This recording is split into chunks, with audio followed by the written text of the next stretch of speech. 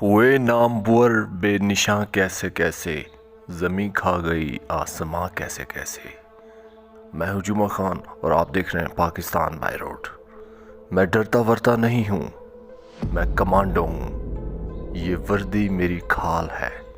سب سے پہلے پاکستان، ان نعروں کا خالق سابق صدر پاکستان، سابق آرمی چیف، سابق chairman joint chief general retired Pervez Musharraf 79 برس کی عمر میں دبئی میں انتقال کر چکے ہیں۔ 1945 کو جنم لینے والا بچہ 1947 میں اپنے والدین کے ہمراہ نئی دلی سے کراچی آتا ہے۔ 1964 میں وہ فوج میں کمیشن حاصل کرتا ہے۔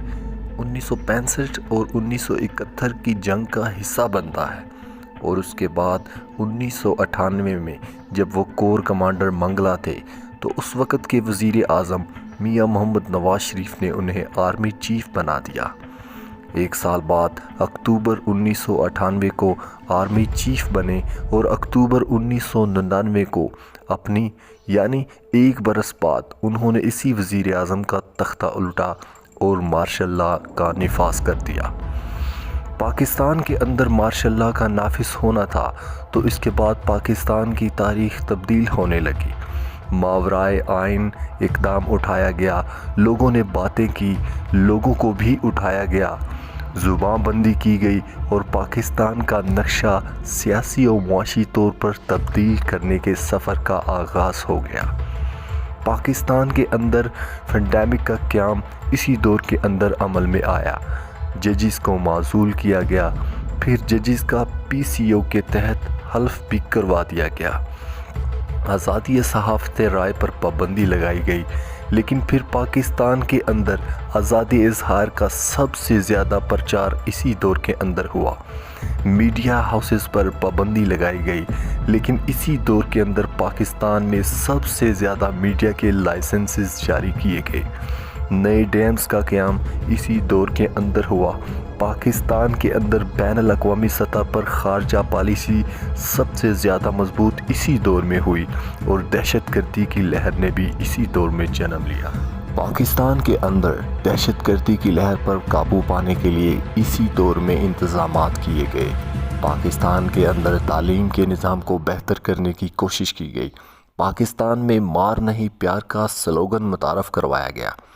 پاکستان کے اندر اسی دور میں یہ کچھ بھی دیکھنے میں آیا کہ سیاسی رنجشوں کو بلا کر NRO کا آغاز ہوا، جسے نیشنل ریکنسیلیشن آرڈیننس کا نام دیا گیا، جس میں تمام مقدمات کا خاتمہ کر دیا گیا، تمام سیاسی قدورتوں کو مٹا دیا گیا اور پاکستان کی تمام سیاسی جماعتوں پر ہونے والے مقدمات کا خاتمہ ہوا اور انہیں ایک میز پر بٹھانے کی کوشش کی گئی۔ اب جمہوریت کو فروغ دیا جائے۔ پاکستان میں صدر پرویز مشرف کے خلاف بے شمار بغاوت کی آوازیں بلند ہوتی رہیں، لیکن پھر خاموش بھی ہوتی رہیں۔ ان کے دور کے اندر بے شمار سیاسی پارٹیوں نے جنم لیا، پروان چڑھیں، برسر اقتدار آئیں، حکومت کا حصہ بنیں اور پھر حکومت سے علیحدہ بھی ہو گئی۔ ان کے دور میں نئے چہرے بھی سامنے آتے رہے۔ ان کے کریڈٹس اور ڈسکریڈٹس کی لسٹ بہت طویل ہے۔ انہی کے دور کے اندر پاکستان سے راستہ دیا گیا نیٹو کو افغانستان میں جنگ شروع کرنے کے لیے، اور یہ ان کے سب سے بڑے ڈسکریڈٹ میں آتا ہے۔ لیکن وہ اس کا دفاع اس طریقے سے کرتے تھے کہ امریکہ کا نشانہ پاکستان تھا۔ امریکہ 9/11 کے بعد یہ چاہتا تھا کہ پاکستان کے اندر دست اندازی کرے اور پاکستان کے گھیرا تنگ کرے۔ سابق صدر پرویز مشرف یہ مانتے تھے کہ میں نے پاکستان کو بچایا ہے، اگر میں انکار کرتا تو افغانستان سے نظر ہٹنا تھی اور پاکستان کی طرف نظر ہو جانا تھی۔ ان کے سب سے بڑے ڈسکریڈٹ میں لال مسجد کا واقعہ بھی تھا، لیکن لال مسجد کا دفاع اس طریقے سے کرتے تھے کہ اگر کوئی ثابت کر دے کہ وہاں پر ایک بھی خاتون کی جان گئی ہے تو میں اس کا ذمہ دار ہوں۔ اس کے علاوہ پاکستان میں ان کے خلاف غداری کا مقدمہ بھی درج ہوا۔ وہ فراغ دلانہ انداز میں یہ بتاتے تھے اور بڑے جذباتی ہو کر یہ بتاتے تھے کہ میں کمانڈو ہوں اور میں واحد کمانڈو ہوں جو آرمی چیف کے منصب پر فائز ہوا۔ آج تک کوئی بھی کمانڈو آرمی چیف کے منصب پر فائز نہیں ہو سکا۔ بین الاقوامی سطح پر بے شمار ڈائلاگز کا وہ حصہ بنتے رہے۔ 2008 میں جب بے نظیر وطن واپس آئیں تو ان پر قاتلانہ حملہ ہوا، جس کے نتیجے میں وہ شہید ہو گئیں، تو پاکستان پیپل پارٹی برسر اقتدار آ گئی۔